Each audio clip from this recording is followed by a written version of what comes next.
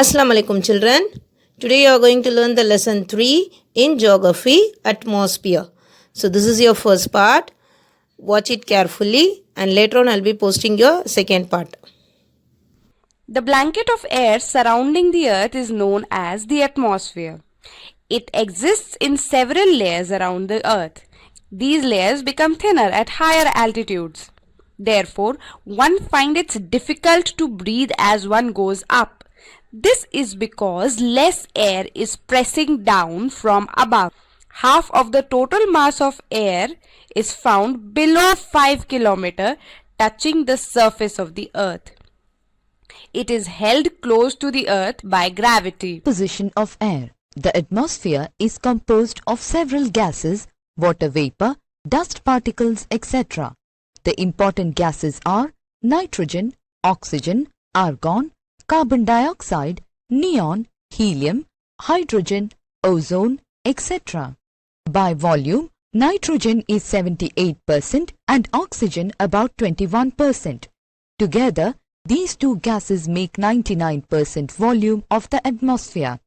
The rest, 1%, are many other gases which are very less in volume, but they are also important for us.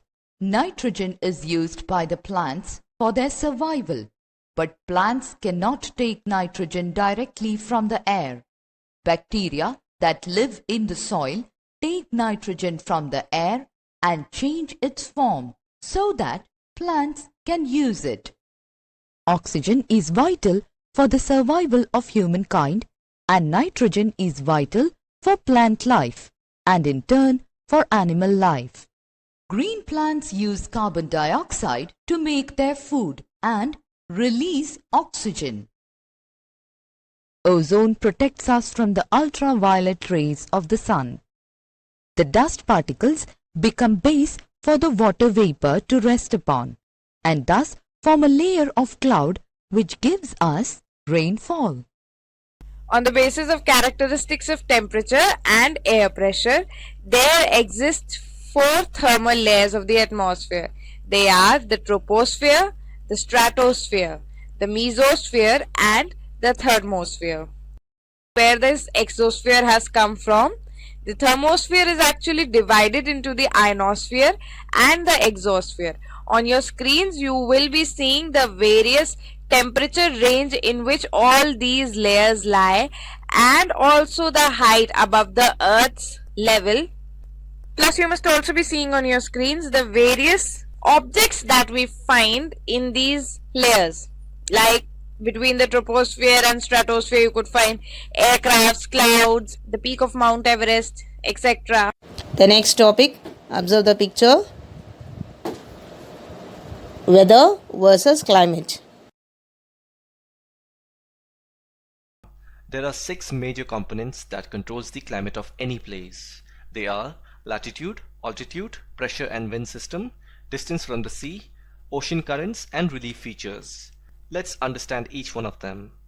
The first one is latitude. Due to the curvature of the earth, the amount of solar energy received varies depending on the latitude. That's why you'll see the temperature decreases as we go away from the equator towards the poles. This is the equatorial region, from Tropic of Cancer in the northern hemisphere to Tropic of Capricorn in the southern hemisphere. There's another name to it called as tropical zone or torrid zone. As we go further away, we have the temperate zone or the temperate region. This is the area lying in between Tropic of Cancer and Arctic Circle in the northern hemisphere, and in the southern hemisphere it is between Tropic of Capricorn and Antarctic Circle. Now this area has a pleasant climate. That's why you will find most of the tourist destinations in the world located at temperate regions. As we go even further away, we have the frigid zone. It's cold freezing out here. This area is in between the Arctic Circle and the North Pole in the northern hemisphere, and in the southern hemisphere it is between Antarctic Circle and South Pole. So these were all the latitudinal changes that affects the climate of a place. The second factor is altitude. Altitude means height. The more you go above the ground, that is from the surface of the earth to higher altitudes, the temperature decreases. Because the concentration of air molecules decreases, we also call it as thin air. That's why when you go to hill stations, it's cool out there. The third factor is pressure and wind system. By pressure we mean high and low pressure system. Always remember, air moves from high pressure to low pressure area. The best way to understand this, I have given this illustration before, so I'm going to use it again. Switch on the AC in your room and leave the door open. You will feel the cool air going out of the room, and this is because the environment outside your room is warm and it's attracting the cool air molecules towards it. Hence, by this example, you can also understand this. Landmass gets heated faster than water bodies, and due to that, a low pressure zone is created at the land surface, which attracts cool air molecules from the sea or ocean, causing rainfall and changes in the temperature. The fourth factor is distance from the sea. Now, if you are residing at coastal areas, you will notice there is hardly any change in the weather condition.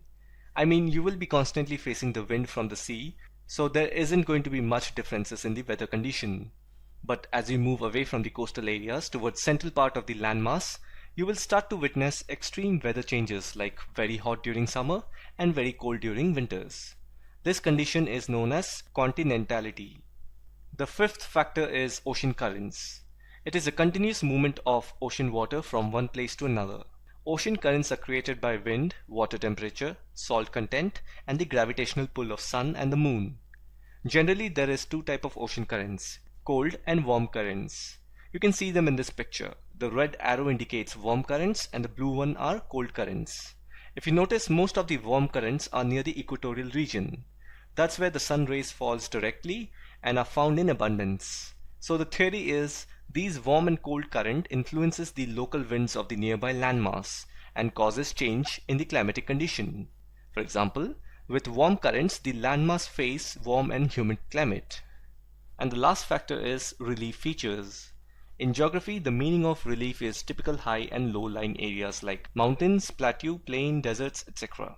High mountains act as barriers for cold or hot winds, just like we have the Himalayas that protect us from the cold chilly wind of the Arctic. And it is also due to these mountains precipitation takes place. One such example would be the mountains of Western Ghats that lie in the path of the rain-bearing southwest monsoon winds. So these were the 6 factors that affects the climate of India, not just India, any place on earth.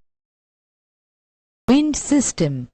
Due to horizontal difference in air pressure, air flows from area of high pressure to area of low pressure. This movement of air is known as wind. A wind is named after the direction from which it blows. Example, the wind blowing from west is called westerly. There are different types of winds: permanent winds, periodic winds, and local winds. Permanent winds. The winds which blow throughout the year in a particular direction and over a particular region is known as permanent winds. They are also known as prevailing winds or planetary winds. They are the trade winds, anti-trade winds, polar winds. The trade winds. Winds tend to blow from high pressure to low pressure, but they are deflected to the right in northern hemisphere and to the left in southern hemisphere. This is as per Farrell's law of deflection. So, the trade winds blow from the subtropical high pressure belts towards equatorial low pressure belt. East being the common direction, they are also known as easterlies. In the olden days, these winds were useful for the traders. That is why they are called as trade winds. Anti-trade winds. These winds blow in the opposite direction of trade winds. They blow from subtropical high pressure belt towards the subpolar low pressure belt. West being the common direction, they are also known as westerlies. Polar winds. These winds blow over the polar region from the poles towards the subpolar low pressure belt. Their direction is the same as that of the trade winds. That is why they are often known as polar easterlies. Periodic winds. These are the winds which blow over a particular period of the year in a particular definite direction over a particular area. These winds develop due to unequal heating and cooling of the surface of the earth. The periodic winds or the seasonal winds are also called monsoons. Monsoon winds.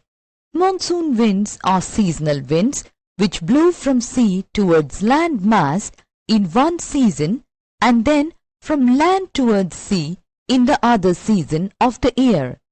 Local winds. Local winds blow over a limited area and have local significance. They are of two different types. Land and sea breezes. Mountain and valley winds. Land and sea breezes. Land and sea breezes develop due to the difference in the rate of heating and cooling of land mass and the sea. During daytime, the land heats up quicker than the sea. Thus, a local low-pressure area develops over the land and high pressure over the sea, and the wind begins to blow from sea to land, known as sea breeze. During night, the land releases the heat quickly and becomes the area of low pressure, while the sea water releases heat very slowly. Thus, there is high pressure over the land and low pressure over the sea, and wind begins to blow from land to sea, known as land breeze. The third major wind system is that of the variable winds, which are also related to pressure systems. Variable winds last for a few days and affect only small areas. These winds blow in different directions depending on the movement of pressure systems. They are called variable winds because their speed as well as direction varies. Cyclones and anticyclones are examples of variable winds. Cyclones are associated with rising air or low pressure, and they generally bring clouds and precipitation. So if air is converging or coming together, it's eventually going to rise. So low pressure, we find air moving from higher pressure into lower pressure, so therefore it should make sense to us that air is moving towards the low pressure system. Where an anticyclone is just the opposite of low pressure. It's a center of high pressure, and this is generally stable conditions here. We have air that's subsiding, and it's going to create these conditions of essentially stable air. It's going to be generally clear conditions, and we like high pressure. High pressure brings sun most of the time. And pressure increases toward the center. The high pressure is located right here, just as the low pressure is the centermost part of the cyclone. So cyclone is low pressure, anticyclone is high pressure. And I want to pay attention to what's happening with high pressure. If air is sinking here, it can only go one place, and that's out. And then notice it's deflected to the right due to Coriolis. Notice low pressure. Air is always pushed from high to low. So that means higher pressure outside here. It's being pushed towards the low pressure system. And in this case, if it's being pushed and it's deflected to the right, we get this net counterclockwise location. The formation of a cyclone depends upon the following conditions coinciding.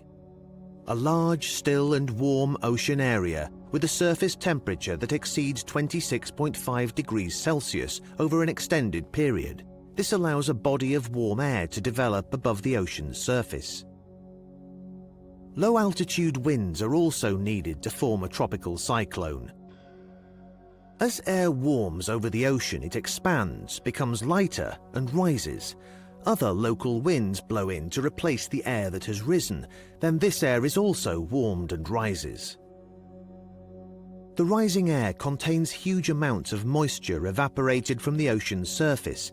As it rises, it cools, condensing to form huge clouds about 10 kilometers up in the troposphere. More warm air rushes in and rises, drawn by the draft above. The rising drafts of air carry moisture high into the atmosphere, so that these clouds eventually become very thick and heavy. Condensation then releases the latent heat energy stored in the water vapor, providing the cyclone with more power. This creates a self-sustaining heat cycle. Drawn further upwards by the new release of energy, the clouds can grow to 12 to 15 kilometers high. The force created by the Earth's rotation on a tilted axis, the Coriolis effect, causes rising currents of air to spiral around the center of the tropical cyclone. It is at this stage that the cyclone matures and the eye of the storm is created. As the air rises and cools, some of this dense air descends to form the clear, still eye as the cyclone rages around it. The eye wall, where the wind is strongest, behaves like a whirling cylinder. Cyclones rotate clockwise in the southern hemisphere, anti-clockwise in the northern.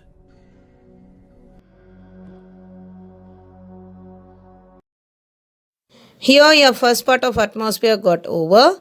So you have learned composition and structure of atmosphere, weather and climate, and various types of winds. Hope you people are clear with this video. Very soon I'll be posting your second part. Watch it carefully and get ready for your assignments.